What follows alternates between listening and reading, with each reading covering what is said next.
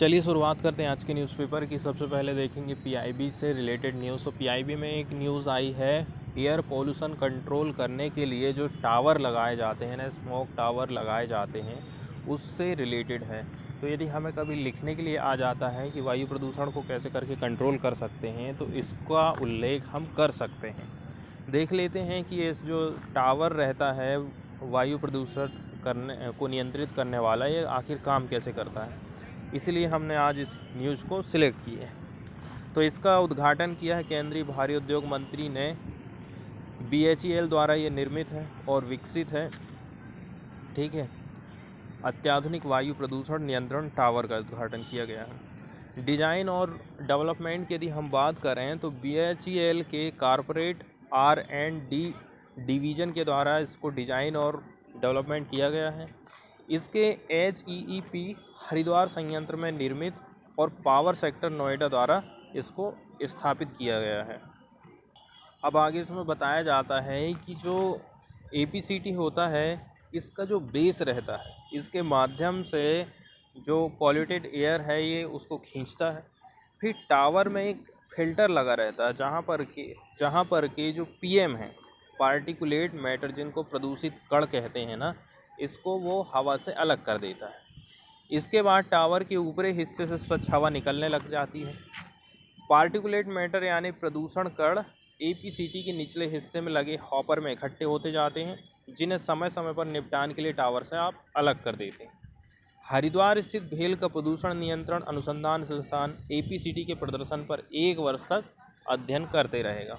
तो ये यहाँ पर अपनी PIB की एक न्यूज़ कंप्लीट होती है। इसके बाद वाली न्यूज़ हम देखने वाले हैं एसर से रिलेटेड, ASER। तो जो ASER वर्ड है उसका मीनिंग होता है इम्पैक्ट इन हिंदुस्तानी। मतलब कि यदि सरकार कोई योजना चला रही है लोगों की जन कल्याण के लिए, स्वास्थ्य, शिक्षा, ठीक है, इस मामले में यदि सरकार पैसा खर्च कर रही है तो उसका असर लोगों तक हो रहा है कि नहीं हो रहा, लोग उसका फ़ायदा उठा पा रहे हैं कि नहीं उठा पा रहे हैं, इसी का अध्ययन करने के काम करता है ASER। ठीक है, जैसे कि if development program are to lead to desire outcome, यदि जो डेवलपमेंट के प्रोग्राम है हम चाहते हैं कि उससे रियल में रिजल्ट मिले, तो इसके लिए हमें टाइम टू टाइम उसकी मॉनिटरिंग करना रहेगा। यही काम करता है ASER। एसर सेंटर जो होता है to use simple yet rigorous method to generate evidence on scale on outcome of social sector program. तो सोशल सेक्टर के जो प्रोग्राम सरकार चलाती है उनके लिए एसर जो होता है सबूत इकट्ठे करता है। ठीक है, कि रियल में कुछ हुआ है कि नहीं हुआ है। बहुत सारे सर्वे कराए जाते हैं और उसके बाद ही ये अपनी रिपोर्ट को तैयार करता है।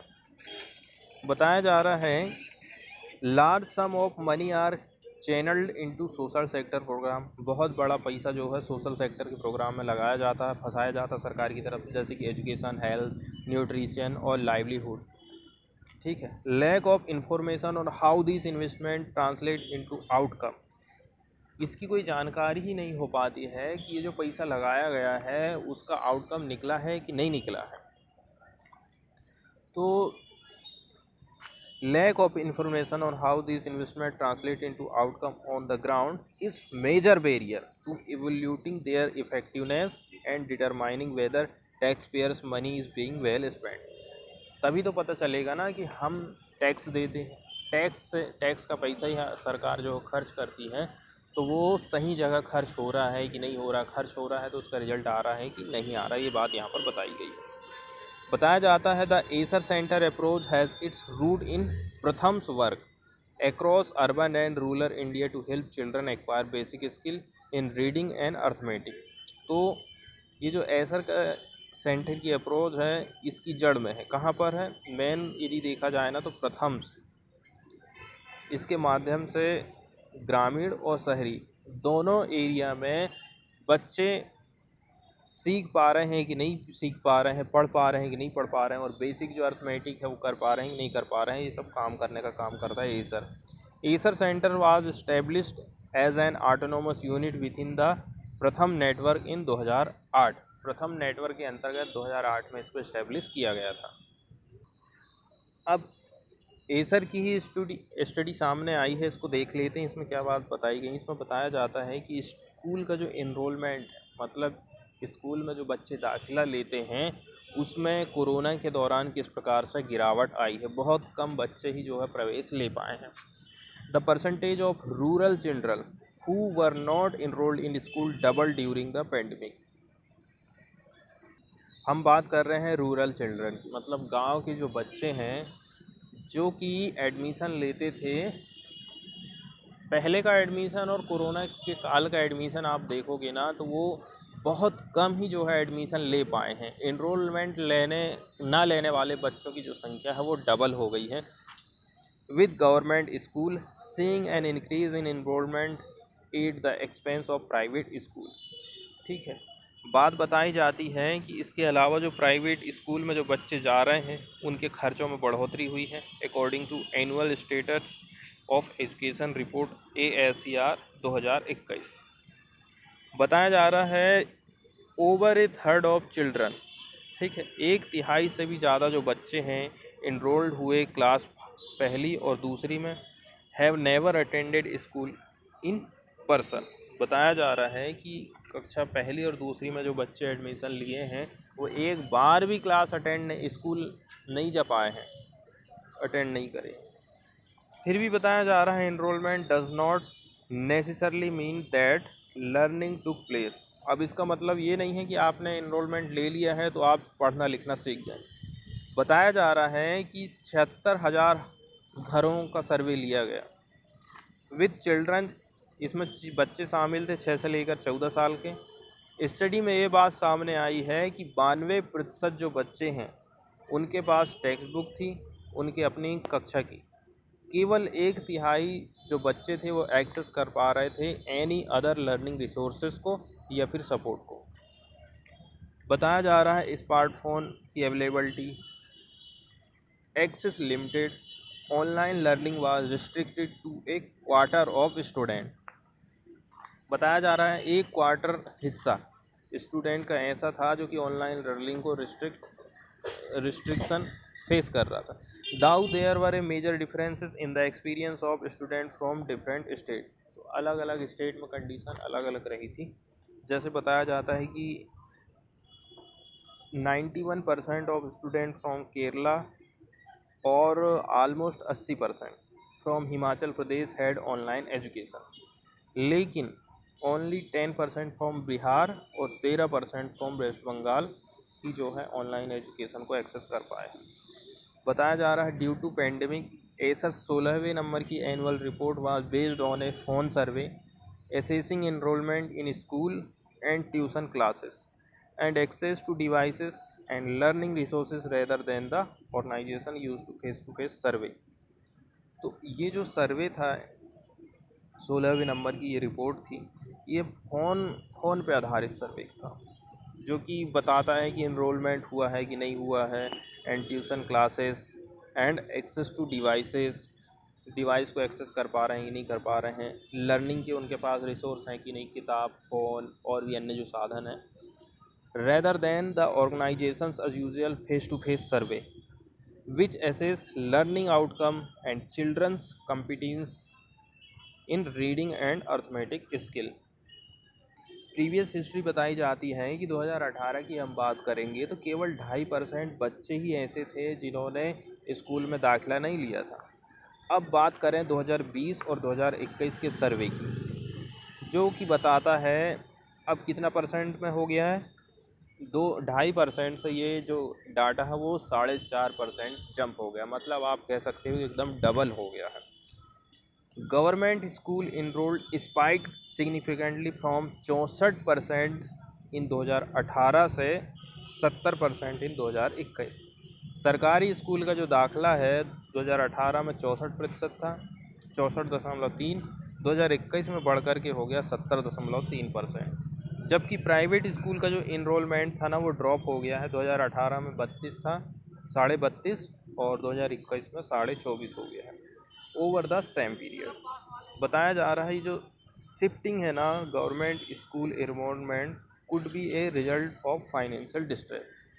बात वही है कि लोग सरकारी प्राइवेट स्कूल से नाम कटवा करके गवर्नमेंट स्कूल में एडमिशन ले रहे हैं। रीज़न वही है कि पैसे की कमी की वजह से ऐसा हो रहा है।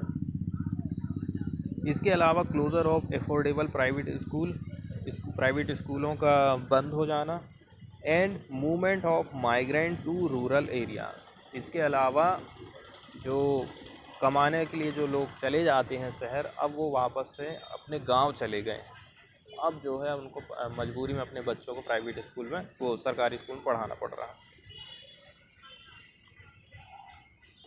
फाइनल बात यहाँ पर यही बताई जाती, सजेस्ट दिया जाता है कि although it is not clear if this is a permanent phenomenon और will be A reverse post the pandemic.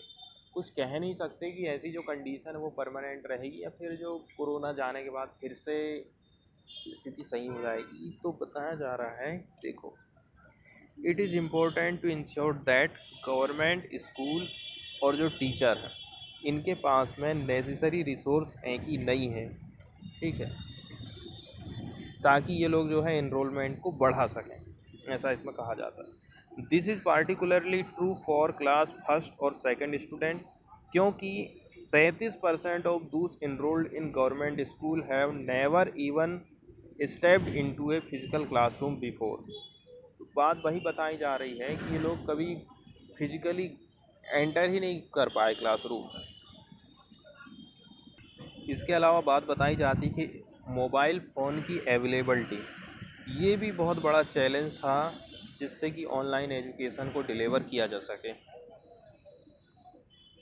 तो वही बात यहाँ पर बताई जाती है कि यदि आप 26% बच्चों को देखेंगे ना, तो वो जो है एक्सेस नहीं कर पाए थे ऑल कंडीशन, और 47% ऐसे थे हैड ओनली ओकेजनल एक्सेस। 47% बच्चे ऐसे थे जिनको टाइम पर ही जो है मोबाइल फ़ोन अवेलेबल हो पाया था। तो ये हमने देखे हैं एसर की रिपोर्ट, जो कि हमारे स्कूल का जो एजुकेशन सिस्टम है उसकी कमियों को बताते हैं। सरकार को क्या करना चाहिए, क्या उपाय हम लिख सकते हैं, इस स्टडी से बहुत सारी बातें सामने आ जाती हैं। इसका यूज़ हम कर सकते हैं मेंस में आंसर राइटिंग में। इसके बाद वाली जो न्यूज़ हम देखने वाले हैं वो जाधव से रिलेटेड है। पाकिस्तान ने एक नया लॉ बनाया है जो कि अलाउ करता है जाधव को कि वो अपनी अपील को फाइल कर सकें। फाइल कहाँ पर करेंगे, तो इनको अलाउ किया गया है मिस्टर जाधव को कि अभी जो कन्विक्शन उनको दोषी ठहराया गया है, ठीक है, in the high court through a review process which was a requirement of ICJ verdict. इसके बाद वाली जो न्यूज़ है वो लखीमपुर खीरी में जो डेथ हुई थी उससे रिलेटेड है। इसमें बताया गया है कि सुप्रीम कोर्ट का कहना है कि जो पंजाब हाई कोर्ट के एक्स जज हैं, जो रिटायर्ड जज हैं, वो लोग मॉनिटर करेंगे यूपी केस की जांच। सुप्रीम कोर्ट ने आल्सो रिकॉन्स्टिट्यूट किया था SIT, जिसमें इंक्लूड कर दिया गया 3 IPS ऑफिसर को। सुप्रीम कोर्ट ने वेडनेसडे के दिन अपॉइंट कर दिया है फॉर्मर पंजाब, मतलब पंजाब के जो रिटायर्ड हैं जज, और हरियाणा हाई कोर्ट के जज को, जस्टिस राकेश कुमार जैन।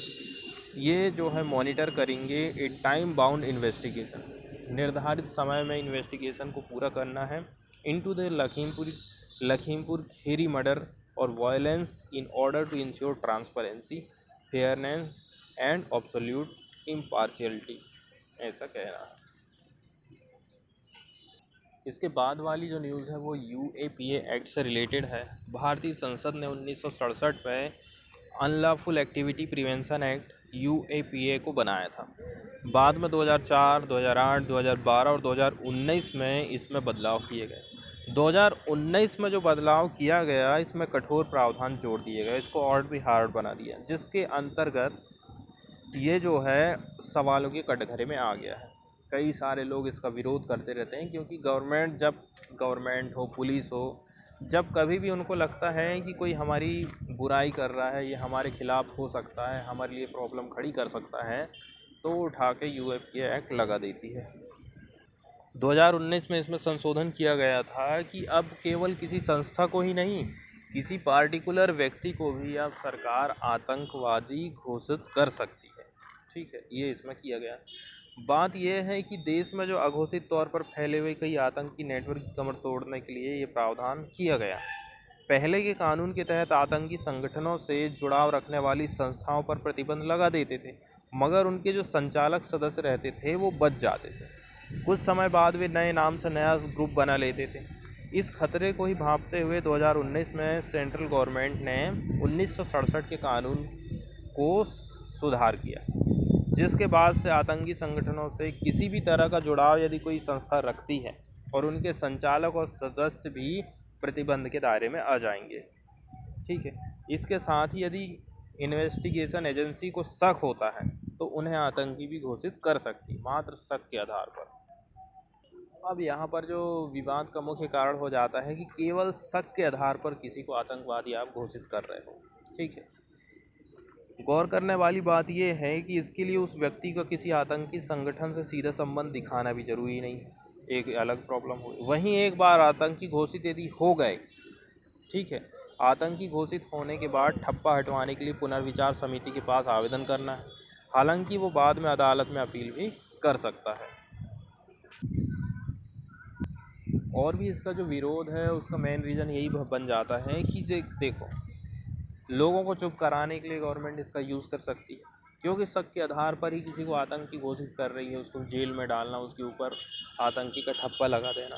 इसके अलावा हमें जो 19(1) के अंतर्गत अधिकार मिले हैं उसका हनन कर सकती है। ठीक है, असली आतंकियों के साथ साथ सरकार की नीति का विरोधी लेखक, अभियुक्तों के जो वकील हो गए, मानवाधिकार के कार्यकर्ता हो गए, इनके खिलाफ भी गवर्नमेंट एक्शन ले सकती है। कई सारे इसमें प्रावधान किए गए हैं, जैसे कि सेक्शन 43D(2), इसमें पुलिस हिरासत के समय को डबल किया जा सकता है। इसके तहत 30 दिन की पुलिस हिरासत मिल सकती है। वहीं न्यायिक हिरासत 90 दिन तक की हो सकती है, जबकि अन्य कानून के तहत हिरासत केवल 60 दिन की ही होती है। इतना ही नहीं, यूएपीए कानून के तहत केस दर्ज होने पर अग्रिम जमानत नहीं मिलती है। यूएपीए कानून के सेक्शन 43D(5) के तहत अगर प्रथम दृष्टया पर उस केस बनता है तो अदालत भी उसे जमानत नहीं देगी। इसमें 7 साल की सज़ा से लेकर आजीवन कारावास तक का प्रावधान है। साथ ही आरोपी की संपत्ति भी जब्त हो जाएगी। और न्यूज़ को यदि देखेंगे तो इसमें बताया जाता है कि सुप्रीम कोर्ट ने राहत दी है किसको, लेखक और लायर को। कहाँ पर? यूएपीए का केस उनके ऊपर जो ठोका गया था उनके ऊपर। No coercive action by Tripura police.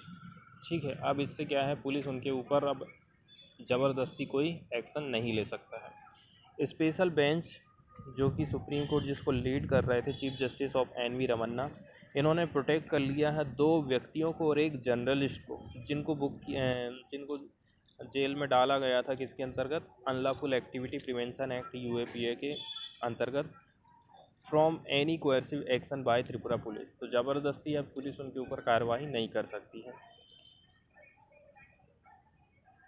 इन्होंने क्या काम करा था ना, इन्होंने एक रिपोर्ट को रिलीज़ किया था।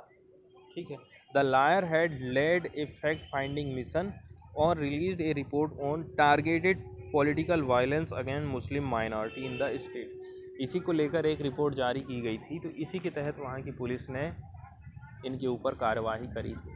ठीक है, कि अब हम आपके ऊपर लगाते हैं यूएपीए एक्ट। और उन्होंने लिखे थे त्रिपुरा इज़ बर्निंग।